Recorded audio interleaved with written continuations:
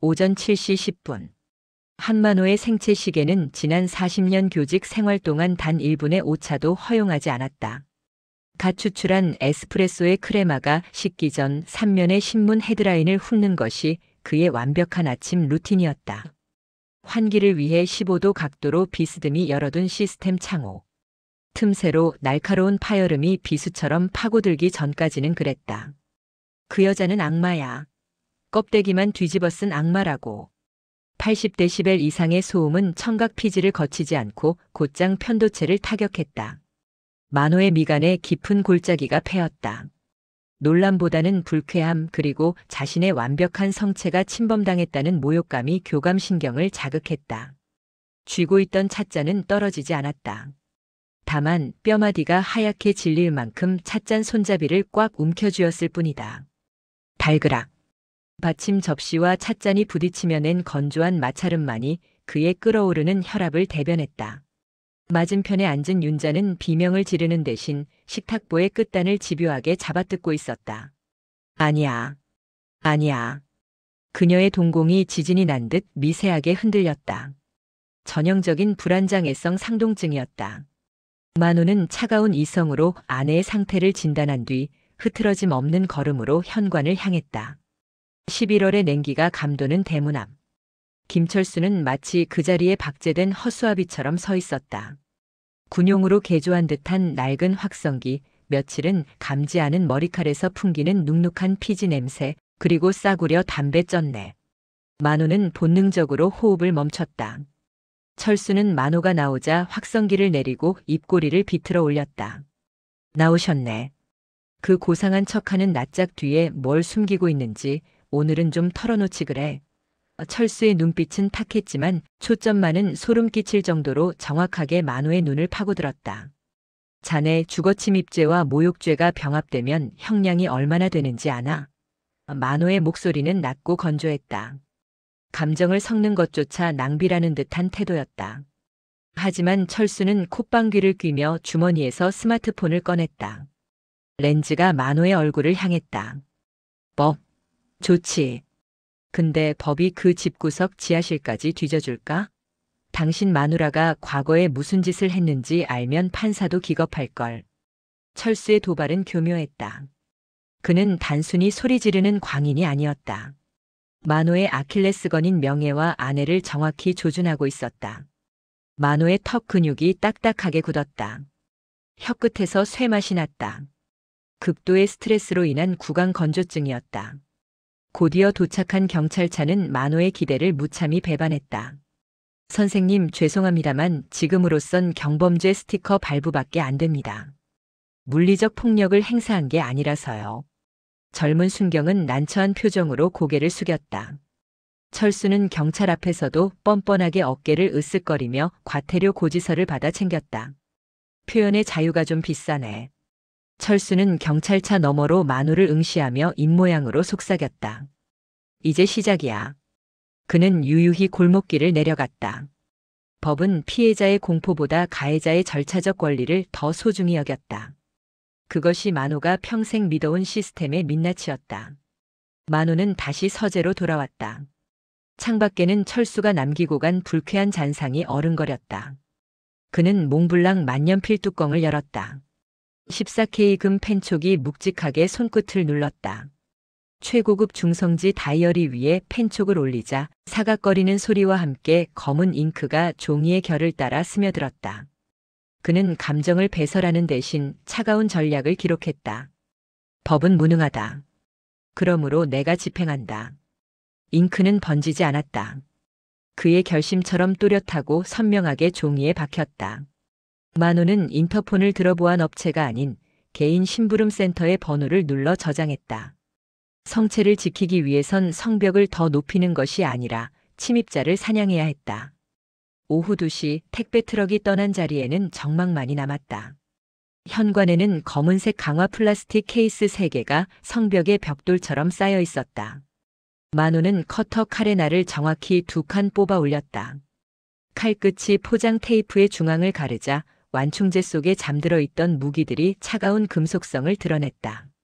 독일제 초소형 4K 피놀 카메라, 전문가용 고감도 지향성 마이크, 그리고 8TB 용량의 NAS 네트워크 결합 스토리지 서버. 보안업체의 허술한 관제 시스템 따위에는 내 인생을 맡길 수 없지 않겠는가. 만호는 수술을 집도하는 외과 의사처럼 라텍스 장갑을 꼈다. 지문 하나 먼지 한 톨도 허용하지 않겠다는 의지였다. 그는 먼저 거실 책장으로 향했다. 윤자는 소파에 앉아 꺼진 TV 화면을 멍하니 응시하고 있었다. 그녀의 시선은 브라운관 너머 어딘가에 허상을 쫓고 있는 듯 했다. 만호는 아내의 등 뒤 세계 문학 전집 34권과 35권 사이의 미세한 틈을 공략 지점으로 삼았다. 피놀 카메라 렌즈의 직경은 이 책 등의 어두운 색상과 완벽한 위장을 이루는 크기였다. 가장 중요한 건 화각앵걸 어브뷰야. 그는 스마트폰 연동 앱을 켜고 화면을 확인했다. 렌즈는 거실 통유리창을 통해 마당의 대문, 그리고 그 너머 골목길의 가로등 밑까지 정확히 포착하고 있었다. 벡터 값을 계산하듯 그는 카메라의 각도를 0.5도 단위로 미세 조정했다. 화면 속 격자무늬 가이드라인에 철수가 주로 서 있는 위치가 데드 센터로 잡혔을 때 비로소 만호의 입가에 옅은 경련 같은 미소가 번졌다. 손끝의 떨림을 억제하기 위해 복용한 혈압 강화제. 인대놀의 약효가 돌기 시작했는지 심박수는 분당 60회로 침착하게 유지되고 있었다. 다음은 음향이었다. 시각 정보는 왜곡될 수 있지만 소리는 거짓말을 하지 않는다. 그는 샷건 마이크 샷건 믹릴 커튼 박스 안쪽 깊숙이 매립했다. 이 장비는 50m 밖의 속삭임도 잡아내는 괴물 같은 수음력을 자랑했다. 케이블 타이로 전선을 묶는 만호의 손놀림은 강박적일 만큼 정교했다. 전선이 꼬이거나 겉으로 드러나는 것은 그의 미학이 용서치 않았다. 탁! 케이블 타이가 조여지는 소리가 마치 단두대에 칼날이 떨어지는 소리처럼 서재를 울렸다. 그는 오디오 인터페이스의 게인지 AIN 값을 조절하며 숨을 죽였다. 이어폰 너머로 마당을 지나가는 길고양이의 발소리가 천둥처럼 증폭되어 들려왔다. 들리는가? 이게 바로 진실의 소리라네. 설치 작업은 장장 4시간 동안 이어졌다. 서재의 책상 아래에는 검은색 서버가 웅웅거리는 구동음과 함께 푸른색 LED 불빛을 깜빡이고 있었다. 만호는 서버의 열기를 식히기 위해 미니 선풍기의 각도를 조절했다. 이 서버는 외부 인터넷망과 차단된 오직 이 집 안에서만 접속 가능한 폐쇄회로였다. 클라우드에 데이터를 올리는 순간 누군가 훔쳐볼 수 있다는 불신, 그것이 만호가 평생을 살아남은 생존 방식이었다. 모니터 3대가 동시에 켜지자 어두운 서재가 푸르게 물들었다. 화면 1에는 대문 밖 골목, 화면 2에는 거실 전경, 화면 3에는 오디오 파형이 실시간으로 물결쳤다. 그때였다. 모니터 속 1번 화면의 구석에서 검은 그림자가 어른거렸다. 철수였다. 놈은 아직 확성기를 들지 않았다. 대신 담벼락 밑에 쭈그리고 앉아 무언가를 줍고 있었다. 만호는 마우스 위로 손을 올렸다. 검지 끝에 땀이 배어나왔다. 클릭. 녹화 버튼을 누르자 붉은 점이 화면 상단에서 전멸하기 시작했다. 놈은 바닥에 떨어진 담배꽁초를 줍는 척하더니 슬그머니 만호의 집 대문 틈으로 손을 밀어 넣었다. 놈의 손에 들린 것은 꼬깃꼬깃하게 접힌 하얀 종이 쪽지였다. 걸려들었어. 만호는 의자의 등받이에 깊숙이 몸을 묻었다. 놈은 지금 자신이 감시당하는 줄도 모른 채 제 발로 호랑이 굴에 손을 집어넣은 셈이다. 만호는 주민줌 마이너스인 다이얼을 돌렸다. 4K 해상도의 픽셀이 뭉개지지 않고 놈의 손등에 난 흉터까지 선명하게 잡아냈다. 쪽지가 대문 안쪽 우편함에 툭 하고 떨어지는 순간까지. 오디오 파형은 바늘 떨어지는 소리마저 놓치지 않고 기록했다. 이것은 단순한 방범이 아니었다. 완벽하게 통제된 사냥터 그 한가운데서 만호는 포식자의 눈으로 모니터를 응시했다. 서재 문이 끼익 하고 열렸다. 여보, 밥 안 먹어? 윤자였다. 그녀는 언제 다가왔는지 모니터 화면을 멍하니 바라보고 있었다. 만호는 황급히 모니터 전원을 끄지 않았다. 오히려 담담하게 안경을 고쳤었다. 어차피 그녀는 이해하지 못할 테니까. 아니, 이해해서는 안 되니까. 곧 나갈 거요. 먼저 드시오. 만호의 시선은 윤자를 스쳐 지나 다시 꺼지지 않은 모니터 속 붉은 녹화 버튼에 고정되었다. 이 시스템 안에서 비밀은 없다. 그것이 아내의 비밀이라 할지라도. 우편함에서 꺼내 온 쪽지는 꼬깃꼬깃 구겨져 있었다. 갱지 특유의 거친 질감. 만호는 라텍스 장갑을 낀 손으로 조심스럽게 종이를 폈다. 놈의 손에서 옮겨온 눅눅한 땀 냄새와 싸구려 잉크 냄새가 섞여 코끝을 찔렀다. 불쾌감. 만호는 숨을 참으며 빗둘빼뚤한 글씨를 읽어 내려갔다. 지하실 콘크리트 바닥. 새로 깐 거 알아요. 오늘 밤 확인하러 갑니다. 심장이 불규칙하게 박동했다. 부정맥이었다. 만호는 반사적으로 왼쪽 가슴을 움켜쥐었다. 놈은 알고 있다. 아니, 어디까지 알고 있는가? 만호의 시선이 거실 바닥을 뚫고 저 밑 어두운 지하실을 향했다.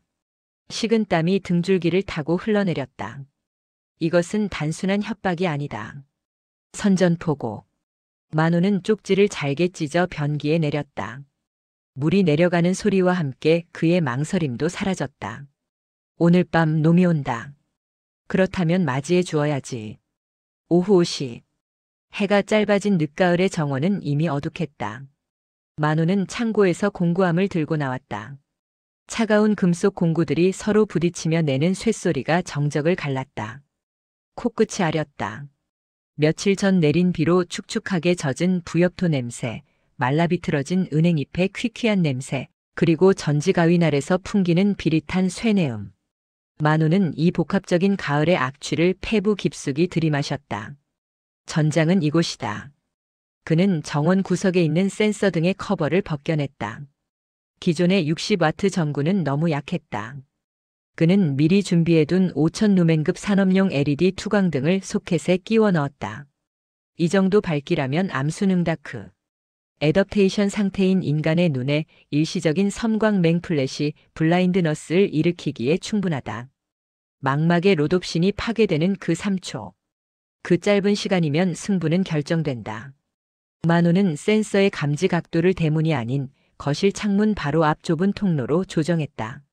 놈이 완전히 안심하고 발을 딛는 순간. 그때 터져야 한다. 빛. 다음은 발목이다. 만호는 잿빛으로 변한 잔디 위를 걸었다. 놈은 담을 넘을 것이다. 그리고 CCTV 사각지대를 피해 화단을 가로지르겠지. 만호의 눈이 조경용 검은색 고무 호스를 향했다. 그는 호스를 팽팽하게 당겨 덩굴장미 지지대 사이를 가로지르게 고정했다. 높이는 지상 15cm. 인간이 보행 중 가장 인지하기 어렵고 걸렸을 때 무게 중심이 가장 쉽게 무너지는 높이. 그는 호스 위를 마른 낙엽들로 덮었다. 바스락거리는 소리조차 허용하지 않겠다는 듯 젖은 흙을 살짝 뿌려 위장을 마무리했다. 완벽한 덫. 오너라. 내 발로 기어들어와. 마지막은 미끼였다. 만호는 정원 구석, 지하실로 통하는 작은 환기창의 잠금 장치를 풀었다. 창문이 손가락 한마디만큼 틈을 벌렸다. 칠흑 같은 어둠 속에서 그 틈은 유일한 입구이자 아가리였다. 철수처럼 의심 많은 짐승은 닫힌 문보다 실수로 열린 틈을 더 신뢰하는 법이다. 그것이 놈들의 오만함이니까. 모든 준비가 끝났다. 만호는 거실로 돌아와 불을 껐다. 실내는 암흑. 그는 커튼 틈새로 정원을 응시했다. 손목시계의 초침 소리가 유난히 크게 들렸다. 째깍째깍. 아드레날린이 분비되면서 동공이 확장되는 것이 느껴졌다. 입안이 바짝 타들어가 혀가 입천장에 달라붙었다. 교감신경의 과활성화. 하지만 정신만은 그 어느 때보다 맑고 차가웠다. 밤 11시 40분. 정적을 깨고 대문 쪽에서 둔탁한 소리가 났다. 쿵. 무언가 착지하는 소리. CCTV 모니터에 검은 형체가 잡혔다. 놈이다. 김철수. 그는 짐승처럼 낮은 자세로 화단을 기어오고 있었다. 만호가 계산한 경로 그대로. 놈의 시선이 지하실 환기창에 열린 틈에 고정되어 있었다. 탐욕스러운 눈빛. 만호의 손가락이 리모컨 버튼 위에 올라갔다. 아직이다. 조금 더. 놈이 마른 낙엽 더미 위로 발을 내딛는 순간. 바로 지금. 잡았다. 만호는 버튼을 눌렀다. 정원이 대낮처럼 하얗게 폭발했다. 시신경이 5천 루멘의 백색광을 감지하는 데 걸리는 시간은 0.03초. 그 찰나의 순간 김철수의 동공은 수축할 틈도 없이 강제 개방된 채 빛의 폭격을 맞았다. 망막의 로놉실로 다프선이 순식간에 표백되었다. 철수는 비명을 지르는 대신 본능적으로 두 손을 들어 눈을 감쌌다. 시각 정보가 차단되자 손해의 평형 감각이 덩달아 요동쳤다. 인간이 직립보행을 유지하기 위해 시각에 얼마나 절대적으로 의존하는지가 증명되는 순간이었다. 그가 허우적거리며 뒷걸음질 치는 순간 만호가 설계한 죽음의 설라인이 작동했다. 발목 15cm 높이에 팽팽하게 당겨져 있던 검은 고무 호스. 철수의 오른쪽 발목이 호스에 걸리는 순간 그의 상체는 관성의 법칙에 따라 앞으로 쏠렸다. 물리적 균형이 무너졌다. 마치 슬로우 모션 비디오를 재생한 듯 했다. 철수의 몸이 공중으로 붕 떴다.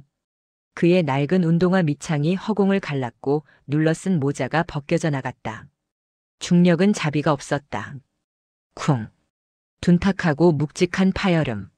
철수의 안면이 차가운 화단 흙바닥에 정통으로 꽂혔다. 기도가 눌린 짐승의 신음이 터져나왔다. 충격으로 인해 폐 속에 있던 공기가 일시에 빠져나가며 횡격막이 경련을 일으켰다. 입술이 터졌는지 비릿한 혈향이 흙내와 섞여 튀어올랐다. 만호는 서두르지 않았다. 그는 전지 가위를 든 채 쓰러진 짐승을 향해 뚜벅뚜벅 걸어갔다. 역광을 받은 만호의 그림자가 철수의 몸 위로 길게 드리워졌다. 철수는 고통으로 일그러진 얼굴을 들려 했지만 눈앞이 하얗게 전멸하는 섬광맹 현상 때문에 방향 감각을 상실한 상태였다.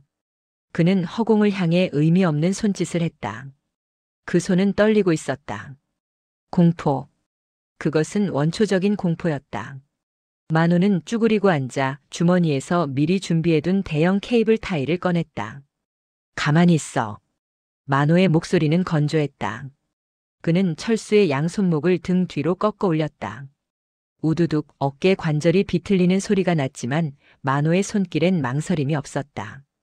차가운 플라스틱 밴드가 철수의 손목을 파고들었다. 지익. 톱니가 맞물리는 소리가 정적을 찢었다. 완벽한 결박. 철수의 거친 숨소리에 섞여 침방울이 튀어 만호의 안경 렌즈에 묻었다. 만호는 미간을 찌푸리며 손수건을 꺼내 렌즈를 닦았다. 더러운 것. 내 완벽한 정원을 더럽힌 불순물. 곧이어 도착한 경찰들이 철수를 일으켜 세웠다. 수갑이 채워진 철수는 입가에 피를 흘리며 만호를 돌아보았다. 그의 눈은 더 이상 미치광이의 것이 아니었다. 충혈된 눈동자 속에 담긴 것은 깊은 절망, 그리고 연민이었다. 할아버지, 속고 있는 거야. 당신 지금 껍데기를 지키려고 진짜를 버리는 거라고. 철수의 절규가 골목길을 울렸다. 경찰이 그의 등을 떠밀었다.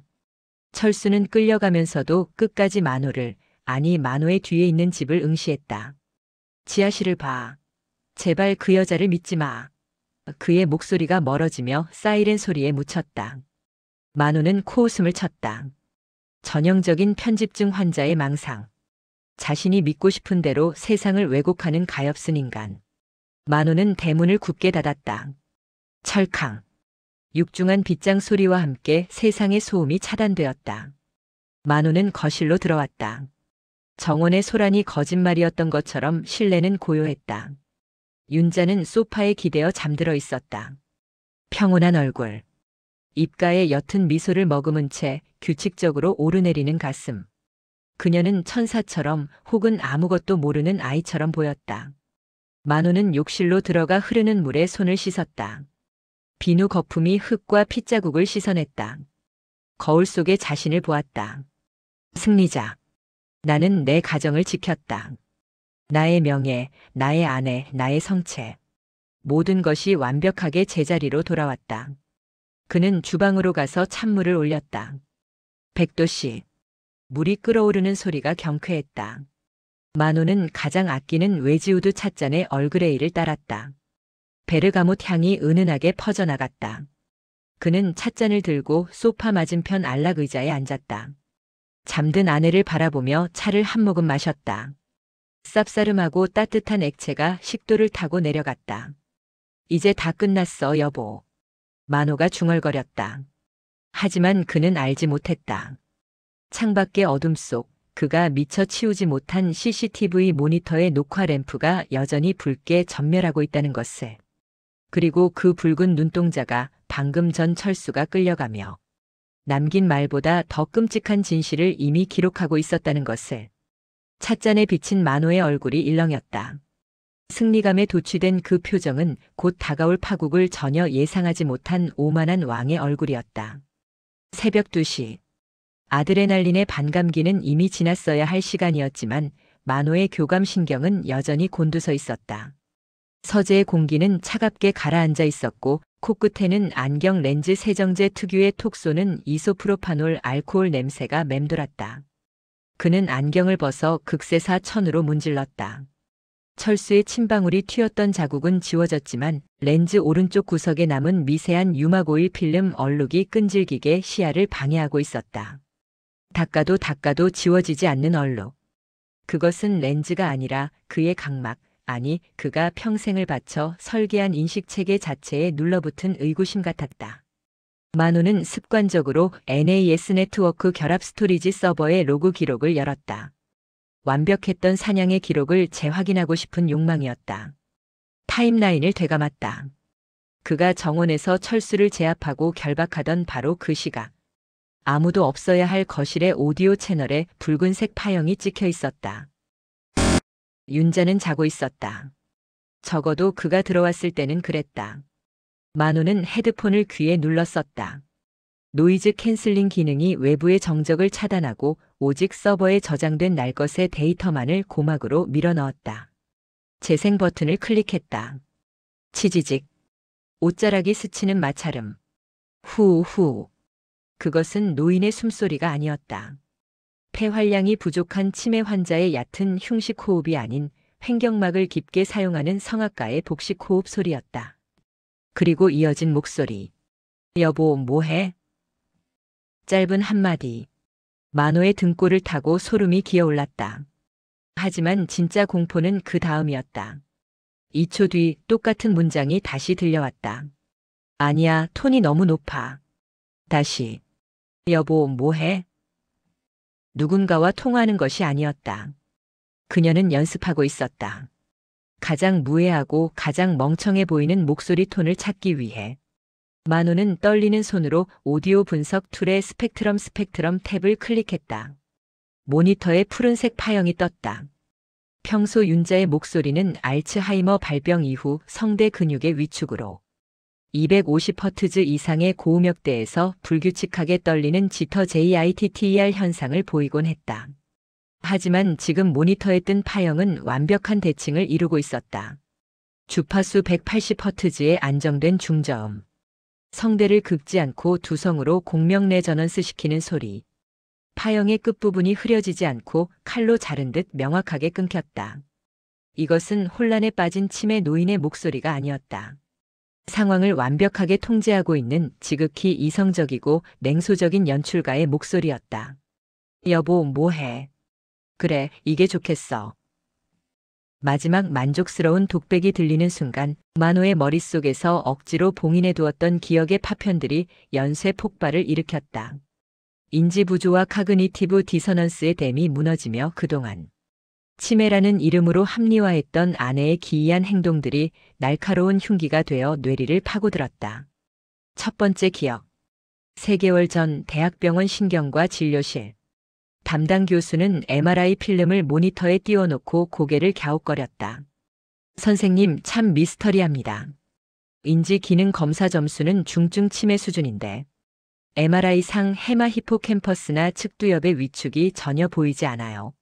뇌 혈류량도 20대처럼 너무 깨끗합니다. 보통 이런 불일치는 드문데요. 그때였다. 만호가 처방전을 받으러 간호사 스테이션 쪽으로 잠시 고개를 돌렸던 순간 진료실 유리창에 비친 윤자의 얼굴. 그녀는 책상 위에 놓인 MMS이간이 정신상태 검사 답안지를 곁눈질로 훑어보고 있었다. 초점 잃은 눈이 아니었다. 사냥감을 노리는 맹수처럼 동공이 수축된 채 정보를 빠르게 스캔하는 사카디게스 ACCADIC. 안구 운동이 일어나고 있었다. 만호가 돌아보자 그녀는 0.1초 만에 다시 초점 없는 눈으로 돌아와 인형을 쓰다듬었다. 만호는 그때 자신의 노안을 탓했다. 아니, 믿고 싶지 않았던 것이다. 뇌가 깨끗하다는 의사의 말은 오진이 아니라 그녀가 정상이라는 유일한 증거였다는 것을. 두 번째 기억. 지난달 사라진 인감도장 사건. 부동산 매도를 위해 인감도장이 필요했다. 윤자는 내가 잃어버렸어, 미안해. 라며 아이처럼 울었다. 도장은 결국 냉장고 야채 칸 시들해진 대파 뿌리 밑에서 발견되었다. 전형적인 치매 증상이라고 생각했다. 하지만 도장을 감싸고 있던 보자기를 풀 때 만호는 미세한 위화감을 느꼈었다. 매듭. 그것은 단순한 옥매듭이 아니었다. 팔자 매듭 피기어 -8 나트. 산악 동호회 활동을 했던 만호가 젊은 시절 윤자에게 가르쳐줬던 장력이 가해질수록 더 단단히 조여지는 등반용 매듭이었다. 절차 기억 프로시저럴 메모리은 오래 남는다지만 류마티스 관절염으로 손가락이 굽어 숟가락질도 힘들다던 윤자가 그 짧은 시간에 이렇게 정교하고 악력이 많이 필요한 매듭을 지을 수 있었을까? 그 매듭은 실수가 아니었다. 누군가가 만호의 인내심을 시험하고 시간을 벌기 위해 정교하게 세팅한 퍼즐이었다. 세 번째 기억. 김철수가 처음 나타났던 날. 철수가 대문 밖에서 살려주세요. 라고 외치던 날이었다. 만호는 겁에 질린 윤자를 안방에 숨기고 경찰에 신고했다. 경찰이 돌아간 뒤 안방 문을 열었을 때 윤자는 창가에 서서 밖을 내다보고 있었다. 그녀의 뒷모습. 어깨가 미세하게 들썩이고 있었다. 만호는 그녀가 공포에 질려 우는 줄 알고 다가가 맥박을 짚었다. 분당 70회노멀 사이너스 리덤. 너무나 평온했다. 방금 전 악마가 왔다며 비명을 지르던 사람의 심박수가 아니었다. 의아함을 느낀 만호가 그녀의 얼굴을 확인하려 했을 때 창문에 비친 그녀의 입꼬리는 기묘하게 말려 올라가 있었다. 대관골 근지와 EGOM ATICUS 메이저의 수축. 그것은 슬픔이 아니었다. 억지로 눌러 참은 웃음. 자신의 연극에 놀아나는 남편과 철수를 보며 느끼는 희열이었다. 만호가 말을 걸자 그녀는 순식간에 입꼬리를 내리고 울상을 지었다. 저 사람. 불쌍해서 어떡해. 만호는 숨을 들이켰다. 위산이 역류하여 목구멍에서 신맛이 났다. 모든 퍼즐 조각이 맞춰졌다. 철수의 절규. 할아버지 속고 있는 거야. 철수는 미치광이 스토커가 아니었다. 그는 유일한 목격자였다.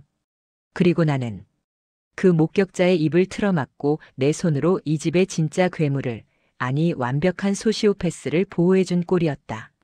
만호는 쓰고 있던 안경을 벗었다. 손이 걷잡을 수 없이 떨렸다. 아무리 닦아도 사라지지 않았던 렌즈의 얼룩. 그것은 안경에 묻은 것이 아니라 평생을 바쳐 쌓아 올린 자신의 인생 그 자체에 묻은 오물이었다. 존경받는 남편, 완벽한 노후라는 이름의 거대한 기만. 으아! 그는 안경을 책상 위로 거칠게 집어 던졌다. 쨍그랑. 40만 원짜리 티타늄 안경테가 모니터 받침대에 부딪혀 처참하게 휘어졌다. 시야가 흐려졌다. 난시가 심한 만호의 눈에 세상은 이제 뭉개진 수채화처럼 보였다. 하지만 단 하나 흐릿한 시야 속에서도 모니터의 불빛만은 선명했다. 푸른색 오디오 파형. 그것은 마치 어둠 속에서 따리를 튼 독사의 눈처럼 흐릿한 시야를 뚫고 그를 노려보고 있었다. 여보, 뭐해? 그 목소리가 이번에는 헤드폰이 아니라 등 뒤의 현실 공간에서 들려왔다. 환청인가? 아니었다. 만호는 흐릿한 눈을 가늘게 뜨고 천천히 의자를 돌렸다. 닫혀있던 서재 문손잡이가 소리 없이 아주 천천히 돌아가고 있었다. 끼익. 경첩의 기름칠이 잘 된 문이 부드럽게 열렸다. 문틈으로 새어들어온 거실의 불빛 속에 누군가의 실루엣이 서 있었다. 문틈으로 윤자의 그림자가 길게 늘어졌다. 그녀는 평소처럼 발소리를 죽이고 미끄러지듯 서재 안으로 들어왔다. 만호의 시선은 그녀의 발치에서부터 천천히 위로 올라갔다. 낡은 덧신, 흐트러짐 없는 파자마, 그리고 걱정스럽게 구겨진 미간. 여보, 안경이 왜 그래? 어디 다친 거야? 그녀가 다가왔다. 거리는 1미터. 만호의 비강레이절 캐버티 본능적으로 확장되었다. 평소 그녀가 즐겨 쓰던 샤넬 넘버 5의 알데하이드 향은 없었다. 대신 습기를 머금은 지하 콘크리트의 지오스민 GOSMIN 냄새와 산화된 헤모글로빈 특유의 비릿한 쇠. 만 냄새가 그녀의 전신을 감싸고 있었다. 그것은 살아있는 사람의 향기가 아닌 오래된 무덤의 악취였다. 만호는 대답 대신 부러진 안경 다리를 쥔 손을 들어 옆을 가리켰다. 모니터. 푸른색 오디오 파형이 정지된 채 그들을 내려다보고 있었다. 윤자의 시선이 모니터로 향했다. 여보, 뭐해? 아니야, 톤이 너무 높아. 스피커를 통해 흘러나온 자신의 목소리를 듣는 순간 윤자의 눈동자가 0.1초간 멈췄다. 사카딕 운동의 정지. 그녀는 상황을 파악했다. 변명은 통하지 않는다. 확률 계산은 끝났다. 그 순간 기이한 현상이 일어났다. 걱정으로 처져 있던 그녀의 눈썹 안쪽 근육 CORRUGATOR SUPERCILII 서서히 펴졌다. 슬픔을 연기하느라 긴장되어 있던 입꼬리 내림근디 EPRESSOR ANGULI ORIS의 중력에 순응하듯 툭 하고 이완되었다. 얼굴에서 표정이라는 가면이 벗겨져 나갔다. 그 아래 드러난 것은 무표정 플랫 어펙트. 감정이 거세된 차가운 밀랍 인형 같은 얼굴이었다. 그녀는 더 이상 치매 노인이 아니었다. 척추를 곧게 펴고 선 그녀의 키는 만호보다 커 보였다. 조금 더 가지고 놀려고 했는데 그녀의 입술 사이로 흘러나온 목소리는 180허트즈의 저음이었다. 그녀는 식탁 위에 놓인 빵 부스러기를 털어내듯 가볍게 어깨를 으쓱였다.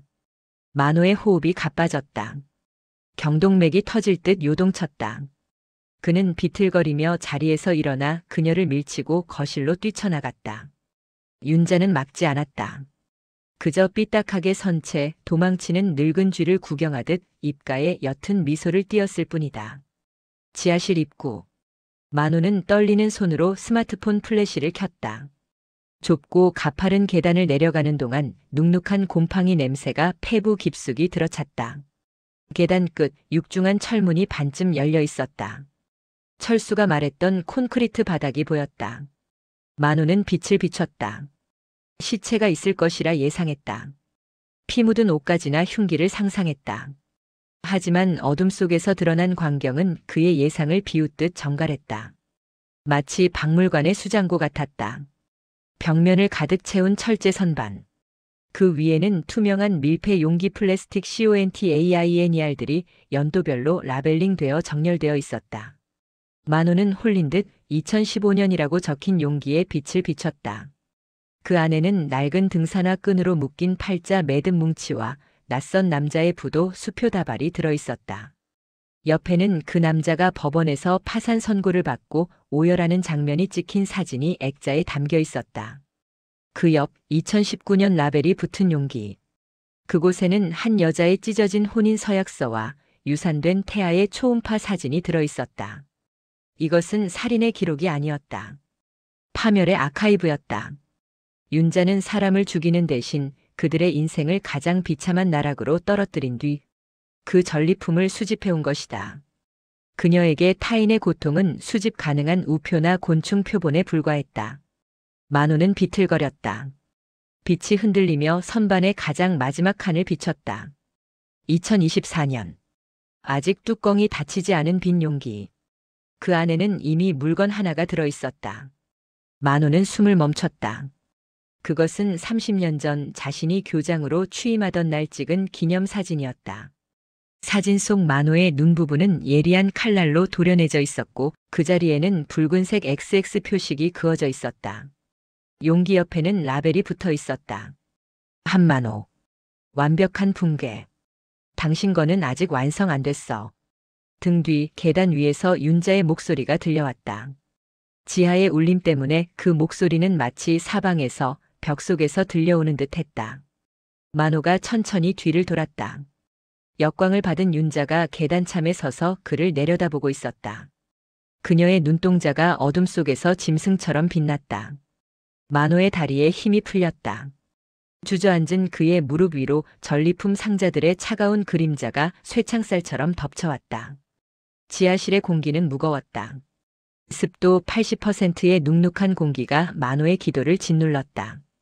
그는 바닥에 주저앉은 채 주머니에 쑤셔 넣었던 안경을 꺼냈다. 오른쪽 렌즈는 거미줄처럼 금이 가 있었고 태는 기괴하게 뒤틀려 있었다. 하지만 선택권은 없었다. 그는 떨리는 손으로 그 흉물스러운 안경을 콧등에 걸쳤다. 세상이 파편화되었다. 깨진 렌즈의 균열 사이로 계단을 내려오는 윤자의 모습이 여러 개로 쪼개져 보였다. 그녀의 발소리는 흡음재가 없는 콘크리트 벽을 타고 동굴 속의 메아리처럼 증폭되어 울렸다. 여보, 안경이 깨졌네. 세상이 제대로 안 보이지. 평생 그랬던 것처럼. 윤자는 계단 마지막 칸을 내려와 만호의 앞에 섰다.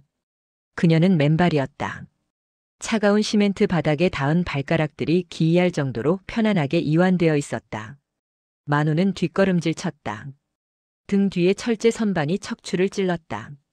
덜그럭. 선반 위에 플라스틱 용기들이 미세하게 진동했다. 윤자는 선반으로 다가가 2015년 라벨이 붙은 상자를 손가락으로 톡톡 두드렸다. 기억나? 김 사장. 당신이 참 아끼던 후배였지. 사업이 대박 났다며 우리에게 최고급 한우를 샀던 날.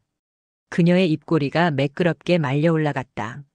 사람들은 내가 돈 때문에 그 사람을 망쳤다고 생각하더라. 천만에. 난 그저 도와준 거야. 김 사장은 너무 오만했거든. 추락할 때의 표정이 얼마나 예술적인지 본인은 몰랐을 거야. 내가 파트너에게 아주 작은 의심의 씨앗을 심어줬을 때 단 2주 만에 부도 수표를 막으러 다니더군. 그때 그 사람의 눈빛, 절망에 젖어 축 늘어진 안면 근육. 그건 정말 완벽한 붕괴였어. 만호의 호흡이 가빠졌다. 과호흡 증후군 HYPERVENTILATION. 혈중 이산화탄소 농도가 급격히 떨어지며 손끝이 마비되어 오그라들었다. 윤자는 아랑곳하지 않고 2019년 상자를 집어들었다. 유산된 태아의 초음파 사진이 든 상자였다. 이 여자는 너무 행복해 보여서 문제였어. 임신 8개월. 남편밖에 모르는 바보. 그래서 내가 알려줬지. 남편에게 다른 여자가 있는 것 같다고. 증거? 필요 없었어. 내가 만든 가짜 영수증 한 장이면 충분했으니까. 의심은 암세포처럼 빨라. 결국 스트레스로 유산하고 이혼 도장을 찍던 날, 이 여자가 나한테 와서 울면서 고맙다고 하더라. 언니 아니었으면 평생 속고 살 뻔했다고. 윤자는 킬킬거렸다. 그것은 웃음이라기보다 횡격막의 경련에 가까운 소리였다. 구원이야, 여보. 거짓된 행복 속에서 사는 가축들에게 진정한 절망을 선물하는 것. 그게 내 예술이고. 너는 미쳤어. 만호의 입에서 쇳소리가 새어나왔다. 성대 근육이 경직되어 목소리가 제대로 나오지 않았다. 미쳤다니. 난 수집가야. 윤자는 천천히 몸을 돌려 만호를 응시했다. 깨진 렌즈 너머로 보이는 그녀의 눈동자는 칠흑처럼 검었다. 빛을 흡수하기만 하고 반사하지 않는 블랙홀 같은 눈. 그녀는 선반 끝에 있는 빈 상자 2024년 한만호라고 적힌 용기를 집어들었다. 그리고 주머니에서 무언가를 꺼내 만호의 발치에 던졌다. 철그럭. 만호의 몽블랑 만년필이었다. 자, 이제 이 컬렉션의 마지막 퍼즐을 채워야지. 윤자가 한 걸음 다가왔다. 지하실의 곰팡이 냄새와 그녀의 입에서 나는 단내가 섞여 만호의 비강을 찔렀다. 당신의 그 대단한 명예. 죽어서도 지키고 싶지? 그럼 써. 무엇을? 유서윌. 윤자의 목소리가 낮고 부드럽게 깔렸다. 마치 자장가를 불러주는 어머니처럼. 내 치매 수발이 너무 힘들어서 나를 죽이고 자살한다고 써. 그리고 당신이 학교 공금을 횡령했던 사실도 고백하고. 물론 횡령은 안 했지. 하지만 사람들은 믿을 거야. 당신은 완벽주의자니까 그 완벽함이 무너지는 걸 보는 게 대중의 심리거든. 만호의 동공이 지진이 난 듯 흔들렸다. 명예살인. 그녀는 만호의 육체가 아니라 그가 평생을 바쳐 쌓아올린 이름을 죽이려 하고 있었다. 그것은 만호에게 죽음보다 더한 형벌이었다. 안 쓰면? 그럼 내가 쓴 시나리오대로 가는 거야. 치매 걸린 아내를 학대하다가 내부 고발자 김철수까지 살해하려 한 파렴치한 전직 교장. 어느 쪽이 더 비참할까? 윤자는 만호의 20대 시절 교장 취임식 때의 사진을 집어들었다. 그리고 주머니에서 수술용 메스 스캘펄을 꺼냈다. 날카로운 은색날이 지하실의 희미한 조명을 받아 번뜩였다. 그녀는 사진 속 만호의 눈을 천천히 아주 정성스럽게 그어버렸다. 사각 사각. 종이가 찢어지는 소리가 만호의 고막을 긁었다. 선택해 여보. 비극의 주인공이 될지 아니면 그냥 쓰레기가 될지. 만호의 떨리는 손이 바닥에 떨어진 만년필을 향해 기어갔다. 굴욕감으로 인해 안면 모세혈관이 터져 얼굴이 붉게 달아올랐다. 윤자는 그 모습을 내려다보며 수집가가 희귀한 나비를 채집통에 넣기 직전에 황홀한 표정 마이크로 마이너스 익스프레션 어브 엑스터시를 짓고 있었다. 그녀의 컬렉션이 완성을 눈앞에 두고 있었다. 지하실의 습도는 85%. 만년필을 쥔 만호의 손등 위로 굵은 정맥이 지렁이처럼 꿈틀거렸다. 18K 금으로 도금된 펜촉이 종이 위에서 미세하게 떨렸다. 윤자는 그 모습을 감상하듯 동공을 확장시킨 채 숨죽여 기다리고 있었다. 그녀의 도파민 수치가 최고조에 달하는 순간이었다. 사각. 펜촉이 종이에 닿았다. 하지만 글씨는 써지지 않았다. 무지끈. 건조한 파열음이 지하실의 정적을 갈랐다. 만호는 유서를 쓰는 대신 몽블랑 만년필의 허리를 양손으로 꺾어버렸다. 검은 잉크가 혈액처럼 터져나와 그의 손바닥과 바닥의 콘크리트를 더럽혔다. 윤자의 미간이 찌푸려졌다. 예상했던 시나리오 유서 작성에서 벗어난 데이터 오류였다. 그녀의 입꼬리 내림근이 미세하게 떨렸다. 틀렸어. 만호가 비틀거리며 일어났다. 깨진 안경알 너머로 보이는 그의 눈빛은 공포에서 차가운 체념 레저그네이션으로 변질되어 있었다. 그것은 생존을 위해 도덕을 거세한 인간만이 가질 수 있는 탁한 눈빛이었다. 내가 죽으면 내 명예는 끝이야. 하지만 너를 신고해도 내 명예는 끝이지. 사이코패스 아내와 산 멍청한 교육자. 세상은 나를 그렇게 기억할 테니까. 만호는 잉크 묻은 손으로 넥타이를 고쳐맸다. 그의 목소리에서 떨림이 사라졌다. 부교 감신경이 비정상적으로 활성화되며 감정이 마비된 상태. 그는 지극히 사무적인 톤으로 선고했다. 나는 선택했다. 정의가 아니라 침묵을. 윤자가 한 발자국 다가오려 했다. 하지만 만호는 물러서지 않았다. 오히려 그녀의 눈을 똑바로 응시하며 나지막이 으르렁거렸다. 이 집은 이제부터 내 감옥이자 너의 수용소야. 당신의 그 역겨운 예술 노름은 여기서 끝이다. 만약 밖에서 또다시 사고를 친다면 그때는 내가 먼저 우리 둘의 이야기를 세상에 터뜨릴 거야. 당신이 가장 혐오하는 삼류치정극으로 만들어서 당신의 그 고상한 범죄 컬렉션을 진흙탕에 처박아주지. 그것은 협박이었다. 윤자의 동공이 수축했다. 그녀에게 평범하고 지저분한 스캔들은 죽음보다 더한 모욕이었다. 그녀는 자신의 범죄가 완벽한 예술로 남길 원했다. 만호는 정확히 그녀의 허영심 베너티를 인질로 잡았다. 권력관계의 시소시소가 수평을 맞추는 순간이었다. 만호는 윤자를 밀치고 철제 선반으로 다가갔다. 2015년, 2019년. 타인의 비명이 담긴 플라스틱 상자들. 그는 그것들을 부수지 않았다. 그저 가장 구석, 빛이 닿지 않는 어둠 속으로 깊숙이 밀어넣었다. 그리고 텅 빈 2024년 상자를 집어들었다. 그는 부러진 만년필 조각을 그 안에 던져넣고 뚜껑을 닫았다. 딸깍. 밀폐 용기가 잠기는 소리. 그것은 만호의 양심이 영원히 질식사하는 소리였다. 그는 윤자의 손을 잡지 않고 홀로 계단을 올라갔다. 윤자는 어둠 속에 홀로 남겨졌다. 그녀는 자신의 컬렉션이 갇히는 것을 보며 처음으로 표정을 잃었다. 만호는 지하실 철문을 닫았다. 그리고 공구함에서 대형 자물쇠를 꺼냈다. 철컹. 차가운 금속 고리가 문고리를 결속했다. 그는 열쇠 구멍에 강력 접착제를 들이부었다. 누구도 다시는 이 문을 열 수 없다.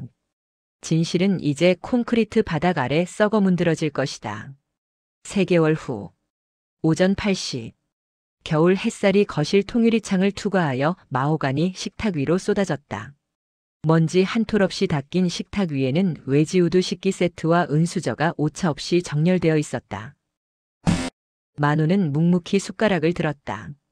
맞은편에는 윤자가 앉아 있었다. 그녀는 더 이상 헝클어진 머리의 치매 환자가 아니었다. 완벽하게 세팅된 올림머리, 다림질된 실크 블라우스. 그녀는 우아한 손놀림으로 수프를 떠서 입으로 가져갔다. 달그락. 은수저가 도자기 그릇에 닿는 소리만이 거실의 정막을 채웠다. 두 사람 사이에는 대화가 없었다. 시선 교환도 없었다. 만호는 국을 떠먹으며 시선을 식탁보의 무늬에 고정했다. 윤자는 샐러드를 씹으며 창밖의 허공을 응시했다. 저작 운동의 MESTICATION. 음식을 씹고 삼키는 생물학적인 소리만이 끔찍할 정도로 선명하게 들려왔다. 쩝쩝 꿀꺽. 식도는 열려 있었지만 마음의 문은 용접된 지하실 문처럼 굳게 닫혀 있었다. 김철수는 돌아오지 않았다. 세상은 조용했다. 만호의 명예는 지켜졌다.